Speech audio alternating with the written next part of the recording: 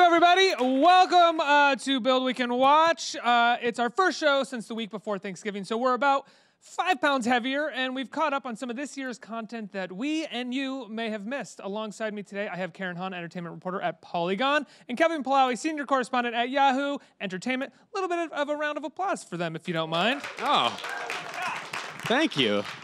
Such a cooperative audience. It's very nice. Yeah. Thank you. You didn't have to demand that at all. No. This just came naturally. I didn't even have to, I didn't have to demand or command it. If you could, just a little round of applause. Thank you. Okay, we're kicking things off with the new season of Netflix's F is for Family from Bill Burr. If you love him, you probably love the show. If you don't love him and don't know who he is, you probably don't watch it. Either way, let's take a look at the trailer.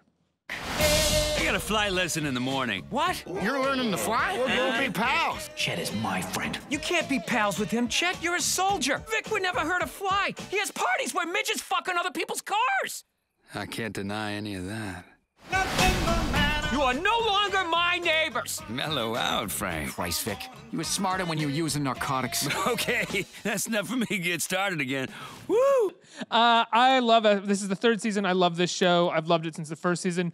Bill Burr, I think, is one of the funniest stand-ups there is out there. The show is, it takes place in the 70s. It's about a blue-collar family. It's politically incorrect, as much as I hate to use that expression. But it's self-aware about it. There's a lot of context, and it's one of the more fun, I think, animated series is out there. You guys have an opinion about it? That's kind of high praise for it. I was just telling Kevin that when I clicked on the trailer when it was revealed that we're going to be talking about it this week, that I was startled to find that it was the 3rd season of this show, because I don't think I had any conception of it. One of those shows for you? Yeah, it is. And also, like, watching the trailer, it does set itself up as a kind of, this is Netflix's King of the Hill. Mm-hmm. So it was a hard sell for me, where I didn't think that necessarily it was going to be something that I was going to enjoy. Yeah, I've heard it compared to sort of an animated Archie Bunker, All in the Family. Also, it does also feel like maybe it is like King of the Hill in New England. Or I'm actually really confused on where this show takes place. I believe it's Pennsylvania. Because Bill Burr has that thick Massachusetts accent. Yeah. Some of the kids in the neighborhood have like Southern accents, but I've heard it's like in the Midwest. I'm so confused. It's like trying to figure out where Allie lives in Star is Born. It's just like a mystery that we'll never uncover. I don't know. I've checked in on it. I'm not a huge fan. Where does Allie live in A Star is Born? We'll never know. Is that a I mean, that is I have not heard this conversation. Oh yeah. Now that I think of it, yeah. Vulture did like a whole investigation, or some outlet wrote like, well, here's all the different clues for different places where she might live, but there wasn't any conclusive evidence. Well, because it's so clearly Jersey, but also by way of Palm Beach or something. It doesn't, or not Palm Beach, by way of like Santa Monica. Right, exactly. Yeah, the best response I heard is that she lives in the Shallows. That's where she lives. Back to F is for Family. I thought the show was fine. It's clever. It's definitely coarse. It's definitely politically incorrect. I get a little worried by some of the comedy in terms of how Frank, the main character, Bill Burr's character, how his sort of like misogyny and racism and bigotry is portrayed. I feel like we're meant to laugh at it because it takes place in the 1970s, and it's like the joke is that this is how people used to talk about black people or Asian people. But I also feel like we also know that like maybe up to half of our country probably still thinks that way and may not be necessarily laughing at him, but laughing with him. Yeah, that is the kind of argument that you could use against The Sopranos, that you could use against Mad Men, that you could use against a number of Martin Scorsese movies. Not comedies, The Sopranos is very much a comedy. Dark comedy. Yeah, I could argue that F is for Family is a dark comedy. I also think we're at this point but it's where hilarious to murder a lot of the time. Yeah, but it's universally hilarious to murder other mobsters. That's why that show's funny. I see, and I don't mean to be hypersensitive. It was sort of my knee-jerk reaction to that. I have the same reaction to it because, like, I generally like Bill Burr as a comedian, but some of the stuff, especially more recently, that he's gone on to talk shows and talked about, like, his views on traditional roles of women and men in society, as well as generally how politically correct people are or aren't, has kind of made me wonder, like, not to get like conspiracy theorist about it, but like how much of that he actually thinks. Like, I get that is kind of the bedrock of his comedy, but it's a bit weird when it gets hypersaturated like that. Yeah, I wouldn't disagree with you. I've definitely seen Burr stand-up pieces where I've been like, ooh, I I don't necessarily agree with that. And there's been stuff in F is for Family I've been like, ugh, I don't necessarily agree with that. I do always find that the show at the end of the day comes from a pretty decent place, and no matter like where the character of Frank's prejudices or the way he mocks other people, where that stands, everybody kind of comes together and has a character and has a role in the piece. And a lot of times it's not necessarily mocking everybody's differences, but it's laughing at celebrating them. I think about sometimes the Farrelly brothers in their heyday, how amazing they were at using disabled people in their comedies, and how sometimes people look back and they say, oh, they were making fun of them, but yet they were really the only mainstream filmmakers who were casting a large amounts of the disabled community in their movies. And I think of sometimes F is for Family is celebrating differences while at the same time embracing the wrong ways that people talk about differences. I could be wrong. Yeah. I'm also a straight white guy who's like, yeah, Bill Burr is great. So like, you know. I mean, it's a great ensemble too. I mean, some great supporting characters. Laura Dern, they somehow scored for this. She voices the wife. Sam Rockwell is Vic. Though I feel like that role was like written for Matthew McConaughey, and they were like, they couldn't get him, so they're like, Rockwell, come on. And they're like, oh, and you won an Oscar. That's cool too. Yeah. Kevin. Justin Long. Yeah. I mean, well, I think it's just a general, I think we can all agree on this as a general rule of thumb. Anytime there's a character named Kevin, he's going to be the best character in your movie or television show. That's just how it goes. No, but he is my no bias. Truly, no bias. He's truly my favorite character. He's sort of the smart ass stoner older son. He listens to like Lord of the Rings rock. He both like beats up and defends his brother at the same time. And he's the only one that like stands up to Frank, which I think automatically makes him my favorite character. Yeah, in the first episode, we find the family. Frank's wife is pregnant again with the fourth child. The other kids are growing up, and it's clear that like one of the conflicts in this season is not just going to be coming with a new baby, but dealing with three children who have no interest in hanging out with you as a father anymore. And he tries to take them to the town parade and forces them to sit and watch this horrible parade, and everybody just hates him for it. And it's pretty great. I like the show a lot. Let's move on to the next thing. I think we've out-talked F is for Family, a show that definitely didn't need that much conversation. At this point in our society, it's important that we don't get numb to corruption, and boy, does Alex Winter's new documentary explore corruption. The Panama Papers details how powerful people over the globe use the Panamanian law firm of Mossack Fonseca to illegally hide their money, and that's not even half of the story. Let's take a look. This is all about secrecy. Underground rivers of money, unbeknownst to most people. If you find money tied to Bashar al-Assad and to Vladimir Putin, maybe it's not a good idea that only I know. I wondered if we could keep this whole project secret. We had to live a double life. That was really, really scary. It's real. Journalists have been killed. Everything you thought was happening, here's the evidence. It is. I really like this documentary. It's an incredibly important story. It's one that, because we live in this weird age of news where there's a new story every 10 minutes, which I'm sure the people who are involved in hiding their money in the Panamanian law firm are very excited about this time that we live in. This doesn't get enough attention, and people aren't talking about it enough. It was a vast, huge conspiracy that really is at the heart of global capitalism, and I think Alex Winter does an amazing job. Yeah. Have you guys seen the film? I haven't seen the film. I'm familiar with the Panama Papers, and I've seen Alex talk about it. And I'm just impressed at what a sort of niche that he is carving out as a documentarian. I mean, this is Bill S. Preston Esquire. The last 10 years has been making docs about really about really heavy subjects. I remember. Yeah, I saw a documentary he did a few years ago at South by Southwest called Deep Web about drug trading on the dark web, and really, I mean, Pirate Roberts, right? Yes, exactly. Yeah, and really enjoyed that one. Well, I don't know. Can you say you enjoy his movies? I'm captivated by them. They're pretty intense. But I agree with you 1,000% that he's bringing these subjects to light in a time where these should be massive stories, and I think they're probably bigger stories internationally in countries that don't cover every Trump tweet and scandal ad nauseum. I mean, there's just so much to keep up with in this news cycle. It's great to have people like Winter devoting, and on network too, or on Epics, devoting 2 hours to a subject like this that needs global attention. Right. Here's a documentary about a group of global elites ciphering off billions of dollars and hiding them in a tax haven in Panama, and we're all sitting here going, did he just say very cool about his Russia stuff? Very legal? Are there degrees of legality? Very cool.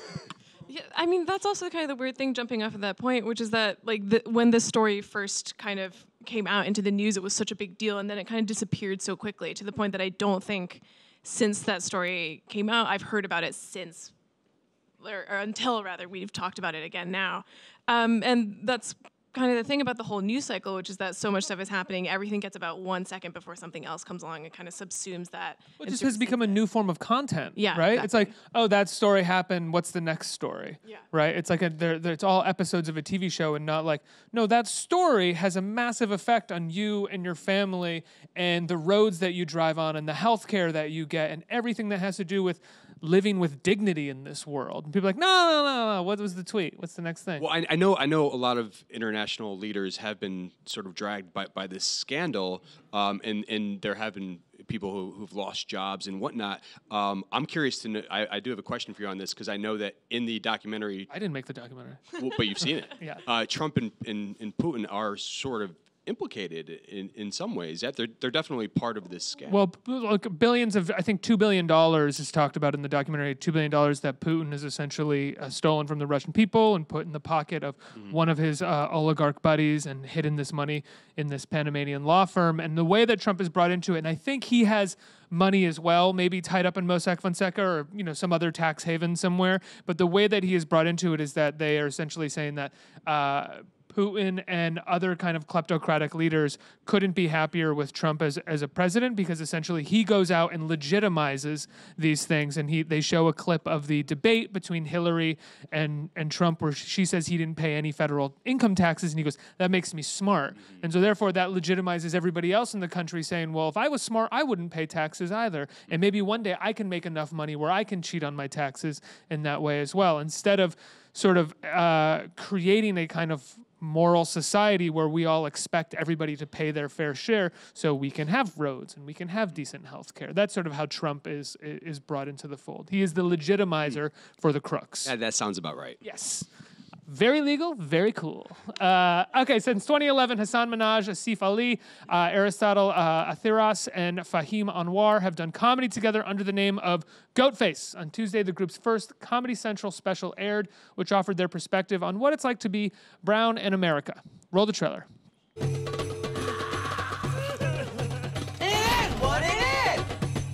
This is the deadliest attack on U.S. soil since September 11th. Authorities are looking for a Caucasian male. It was a white guy. Ooh-wee. So much party. I've yet to get my hands on this and see it. I know, Kevin, you checked it out, right? Have you seen it? Oh, okay. So what did you guys think?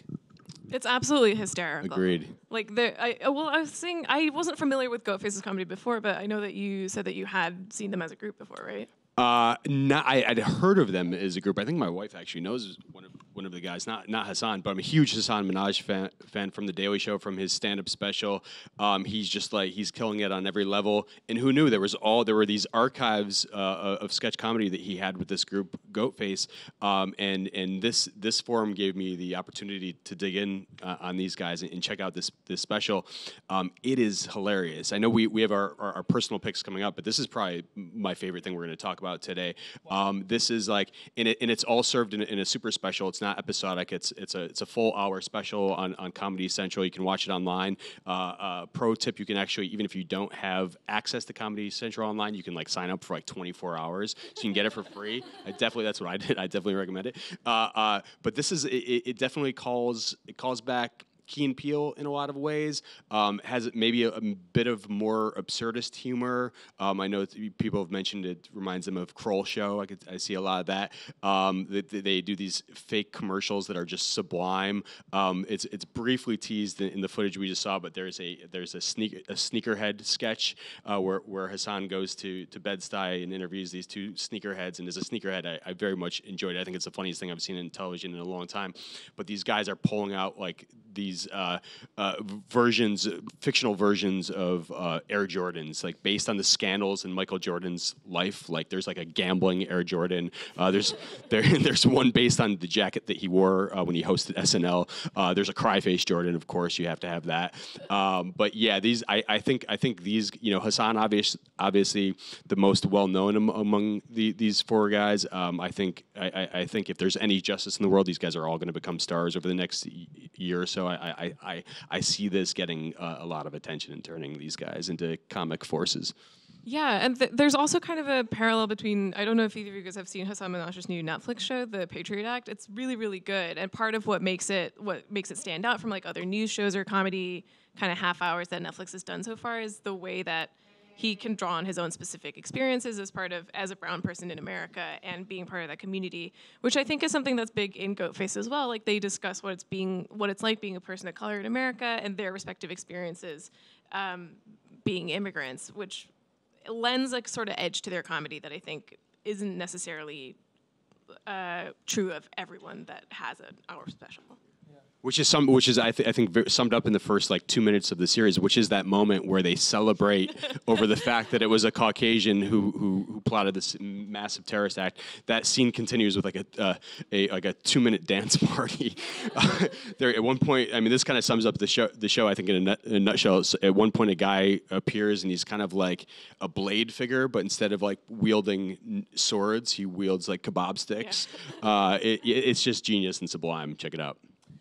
So since this week's lineup was kind of thin, we're gonna take the rest of our time to tell you about some shows we think you should be watching if you haven't been watching them already. I personally just started watching Sci-Fi's horror series channel Zero, and I really like it. Let's take a look at the trailer. Just because you love somebody doesn't mean you really know them. When I was little, I used to lie awake at night thinking about all the bad things that could happen. So I made up a protector.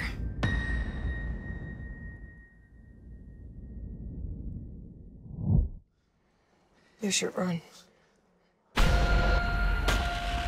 Somehow he's real. And he's trying to kill you. I really like the show. That is not the season that I've been watching. It's Anthology.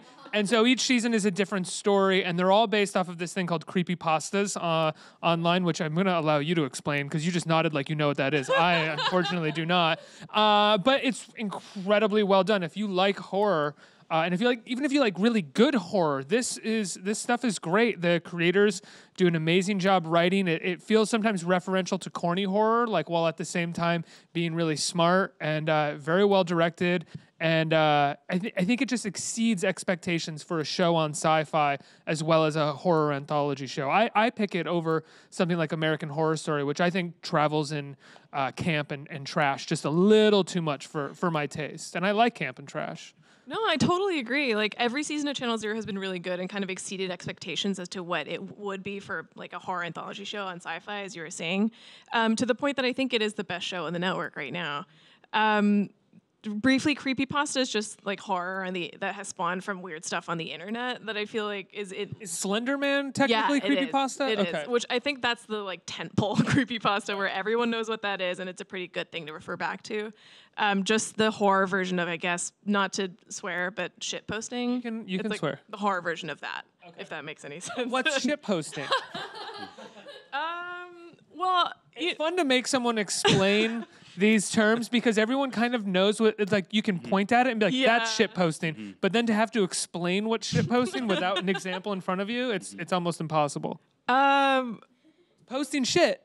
Well, yeah, basically. That's it. Yeah, just like it's Dadaist art or surrealist art where you just like have like the frog riding a unicycle and you just put it out there and it's funny. Like you don't really know why and it is just shit posting. It is what it is. It's what it says on the tin. But yeah, this season of Channel Sci-Fi, or Channel Zero on Sci-Fi, I've kind of held off on watching because the monster scares me so badly. Like Twisty Clown, plus like the face. And the guy who plays the clown actually was on, I think, America's Got Talent or something like that. And like, not as a clown, but he just did all those. Like, as Howie Mandel.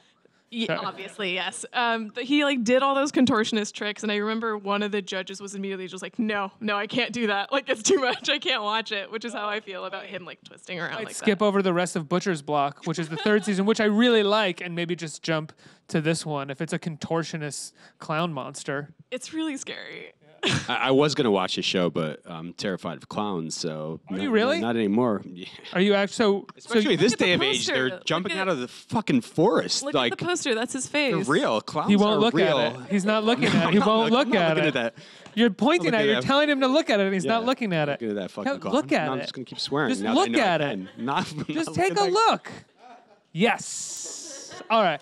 But so wait, in terms of what the creepypasta monsters were, the first season was. Do you remember what the first season was? Wasn't it the tooth monster? Yeah. It was just a bunch of. I hate it so much. For some reason, though, like my work is like obsessed with it, like to the point that they've made little emojis of the tooth monster. You know, I'm gonna say there's a lot of shows that I have seen a few episodes of that I have to watch for interviews. There's a lot of shows that I haven't had the chance to see because I have to watch other stuff for work. This might be the only show that I actually really want to have a weekend to binge. There are other shows that I think are probably better and people say are better, but this is the only thing that I know I will really enjoy watching from beginning to end. Just hearing the tooth monster and loose teeth all over the place and a tooth baby sounds amazing. Yeah, sounds great. You don't like? I don't like that either. Do you not like horror movies? No, I love horror movies. Just teeth falling out, clowns. I don't know. I've heard the show's out. great. It's just all teeth. Oh, okay, got you.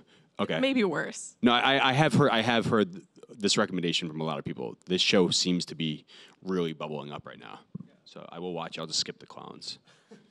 Earlier this year, HBO came out with Succession, a series I really enjoyed. It follows the drama that ensues in the Roy family when the aging Logan Roy, the head of a big media conglomerate, decides to step back from the company. Here's the trailer. We have a major problem. He's erratic. He's making bad decisions. If he's not careful, he's going to destroy the company. And what, you going to do something? I think I'm the best option. Oh, right, because you like playing boss.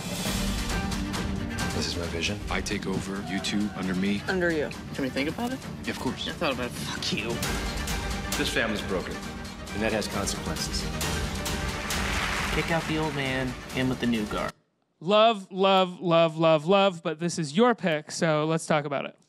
I will admit this has been a really hard sell to everybody that I know, just because like the trailer that we just showed, it seems so dour and we just say like they did a bad job marketing. They did a bad job. Sorry, HBO, I love you, but you did a bad job marketing the show. I was talking to one of my coworkers recently about it, and I was saying Succession is one of my favorite shows this year, and you need to watch it. And he was like, I saw the ads. Number one, it looks bad. Number two, it just looks like people talking at each other the whole time, which is kind of what the show looks like. But it's so funny, especially at the beginning. Like it has this very one of the guy who is the showrunner did The Thick of It, the British political satire. He's also a writer on Peep Show as well. He's worked on some of the great British comedy shows of the last couple decades. Yeah. Mm-hmm.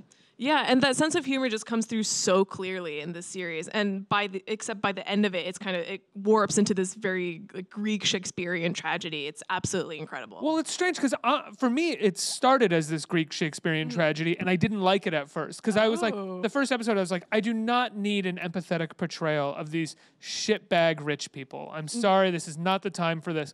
But I had to watch it for work, and so like by the third episode, I was really involved, and I had sort of started laughing at some of the characters, but I was starting to also get really involved in the plot and what was happening and who was going to take over, the sort of dynasty aspect of the show. But by, I think, episode 7, there were moments where I was laughing so hard at some of these characters, and I realized that it was actually a comedy. And then in the last episode, it came back up into this Greek tragedy. The finale turns so hard. Yeah. It's kind of shocking. Like I remember while I was watching it, my jaw actually dropped because I didn't expect that based on where the series was going up until that point. And it also kind of helps that everyone in the cast is so excellent. Like just across the board, everyone who's in it, like Karen Culkin, especially Jeremy Strong, who plays the, I guess, main Roy family member, is so good. I guess it kind of starts as a drama, and then for me, it becomes a slightly more dramatic Veep, where everyone is so cutting, everybody is so mean to each other and hilarious about it, but there's about 30 more minutes left each episode for some drama to take hold as well. And there's no clowns in it. Right? There is no clown. I'm in. Well, I'm in. The guy who plays Greg is kind of clownish in a Cousin fun Greg, way, an icon. Yeah. Oh, absolutely. He's great. California Pizza Kitchen #1 fan. Cousin Greg. What is the line that like Matthew McFadden has in the episode where he takes Greg out for dinner and he's like, the secret that you got to know, Greg, is that being rich is like being a superhero. You can do whatever you want. Yeah. It's such a Matthew McFadden is also so good in it. He's amazing. like so dementedly funny. Like everything that he's done so far, especially like Mr. Darcy, so turns on its head because his character is such a sociopath. I think he became my favorite, not necessarily character, but favorite performance by the end of this series. Because in that final episode, he has moments with his wife, with everybody, where his character's learning new things and deciding where to go, and he plays them so beautifully. Just a quick movement of the face. He's so great in that show. Yeah, you haven't seen it.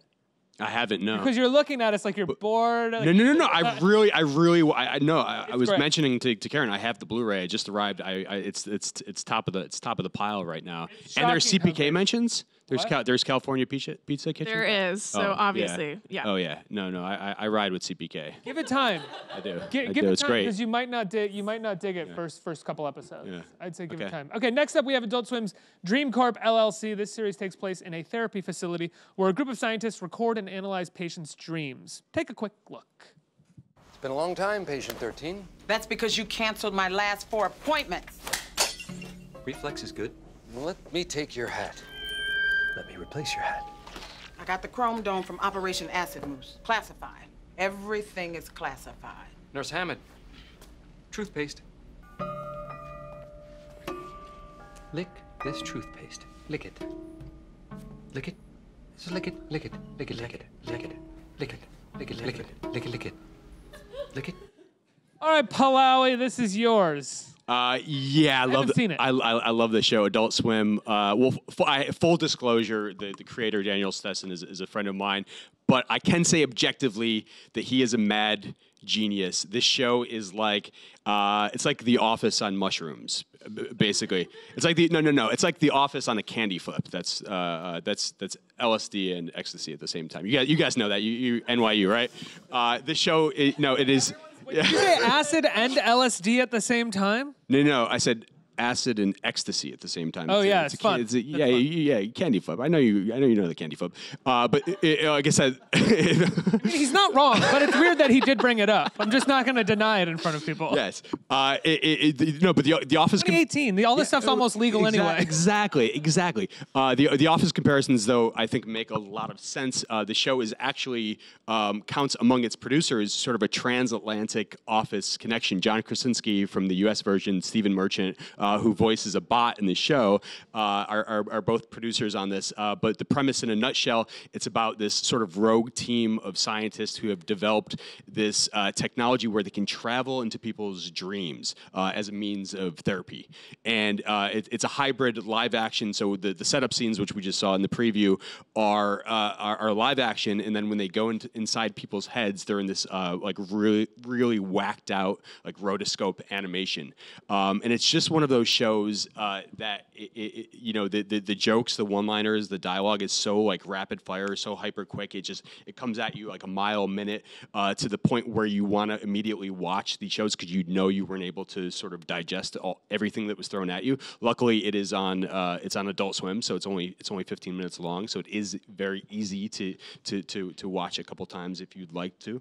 As we saw in the clip, it has Uncle Rico from Napoleon Dynamite, aka John Grease. So I don't know what else you guys need. Just watch this show. It's I'm gonna watch it. It sounds good. Karen, you gonna watch? I'll watch. I'm gonna watch. Thank you. You guys gonna watch? We're in. Give him some love. He was all alone on that one. Yeah, thank you. Yeah, we're gonna watch it. Thank you. If there's a show that I cannot stop recommending, it is The Deuce. The HBO show chronicles the rise of the porn industry against the backdrop of 1970s New York. I think it's great. Trailer, please. Actress, director, and general movie star hotness. You're an actor. You know what a gift that is to be able to sell it on screen? See me on TV last night? After we tape the show, he invites me back to his office. And I'm thinking, now I gotta blow him. Whatever, right? We're proposing a permanent citywide ban on sex-related businesses. Those white girls are getting $50 more per day. Red light district, they want it gone. So take whatever you know. If you haven't seen the show, take whatever you think you know about the show and just focus on this. Maggie Gyllenhaal in this show, in this season, is giving the best performance of the year. Out of any movie, out of any TV show. I mean, in my opinion, I think she's unreal. It's one of the best matchings of part 2 actress I think you'll ever see, and she owns it. She owns the show. Franco, again, there's problems with Franco. People have. I think he's very funny and very watchable in the show in both parts. And then the rest of the cast is mostly filled out by incredibly talented women, and they all are written amazing, giving amazing opportunities as actresses, written wonderful material, and I love the show. I also love David Simon, and I love the way he treats the history of cities in this country. I mean, I know The Wire was essentially a present tense show, but it was very much about how it became that and everything that it was leading to. And the same thing goes with Treme. Treme didn't really keep up. I didn't really keep up with Treme. It kind of got a little boring after season 2. The Deuce is great, especially if you like New York and you're curious about how New York became what it is now. Do you guys watch The Deuce? Have you seen any of it? I watched the first season and I really liked it. I agree. Maggie Gyllenhaal is absolutely incredible on the show. Better in the second. Oh, really? Okay. She becomes a director in the second season, right. and she's fighting to make an art porn film. And she's fighting to be taken seriously in this industry, even though she's an actress, a former prostitute. And so it's just a great arc that she has. Yeah. And I remember from the first season, I also absolutely loved Dominique Fishback, I think that's her name, as well as Chris Bauer. I think they're great on the show, and especially in her case, because it's the first big thing that I've seen her in. I was very impressed, especially because opportunities, I guess, for women of color are kind of few and far between. So seeing her get a big part in that was very great. I've remember thinking recently, where has Maggie Gyllenhaal been? She's not in as many movies as she was back in the day. She made the kindergarten teacher this year, which played at Sundance, and then I realized it's because she's on the show. Yeah. I want to watch this because of her. I haven't seen it, but I like New York.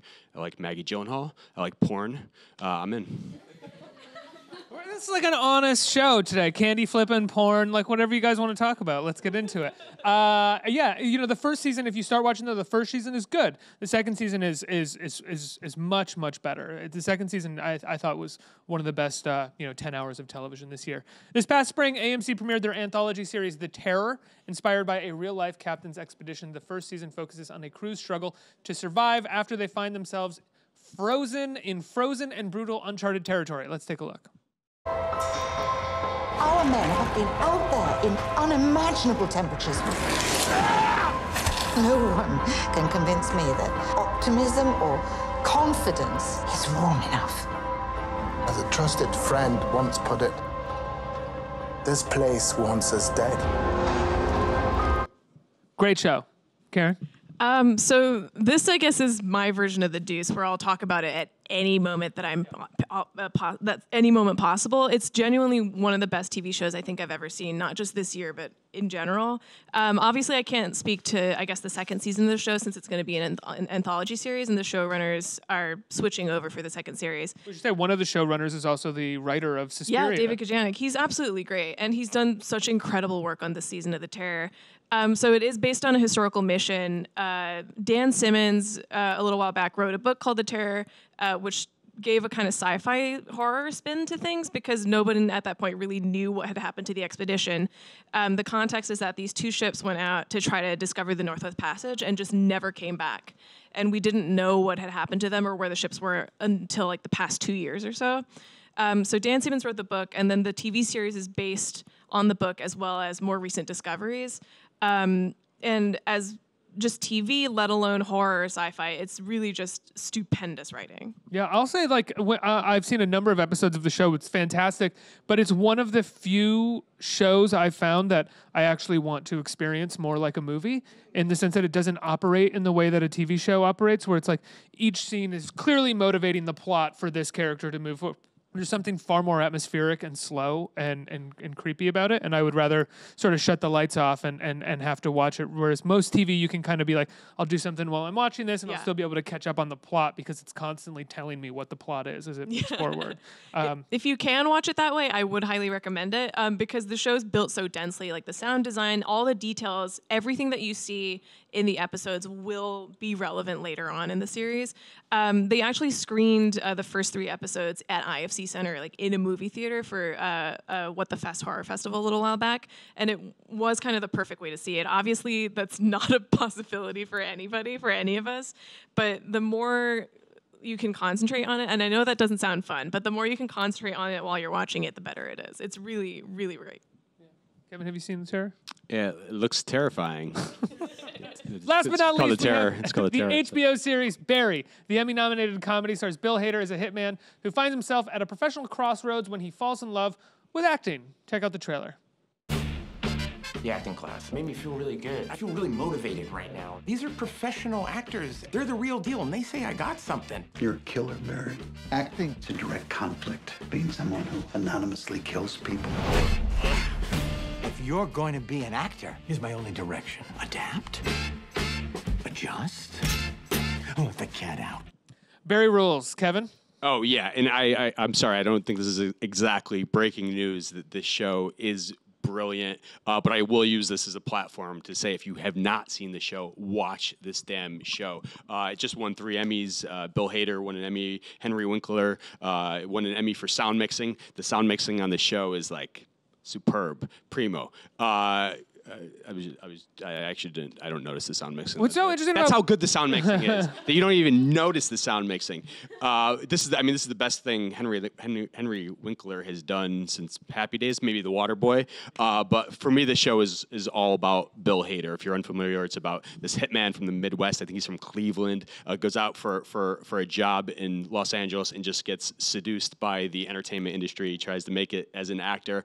It's kind of high concept, but he makes it so believable. The show is all about Bill Hader. I feel like this is the role of his lifetime. High concept. You have to believe that this guy is sort of like a killer with a sensitive side, and you do 100%. He has that vulnerability where at the same time you can kind of like see something sneaking up inside of him. He has that charm. He has that humor.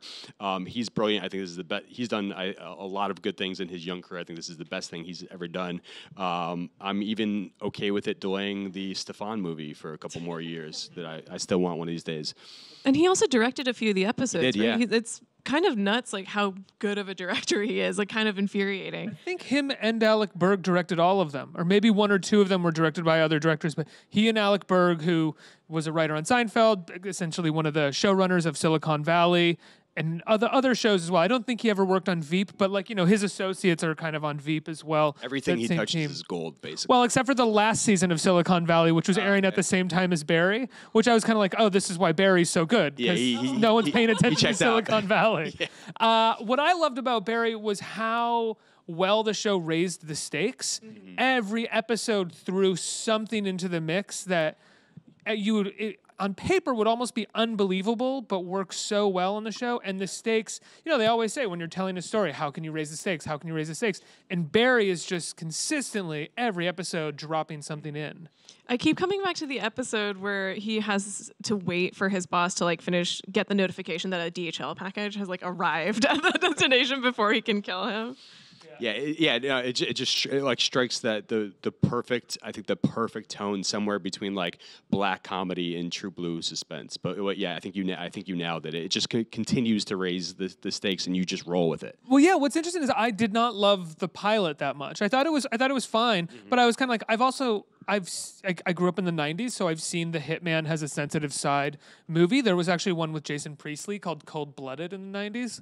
A little esoteric reference for everybody. I was a big 90210 fan, so I saw the movie. It wasn't a good movie, but it was about the hitman who, is dead inside but is yearning for more. And the first episode of Barry kind of felt like that, and then it also felt like these fairly easy shots at struggling actors who are really easy to take shots at, but then as I said before, it just raised the stakes and becomes a completely different show as it progresses forward.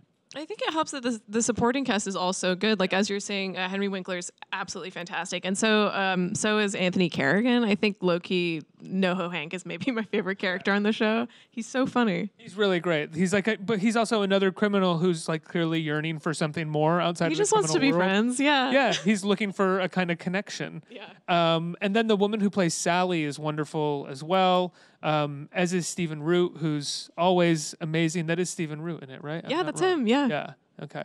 Anyway, thanks, guys. That was great. That does it for this week's episode of Weekend Watch. Anything? Did you want to say something? Sorry. No, thanks for having me. Do you want to talk about candy flipping some more? Is that what's I'm good. You guys good? Joneson? I'm Is good. that what's going on? I'm good. I'm good. I sincerely hope you watch every single one of the shows we suggested today because nobody knows more than us. We're really the smartest people right here on the stage. You're looking at the smartest people. Big thanks to Karen and Kevin for joining me. See you next week, everybody.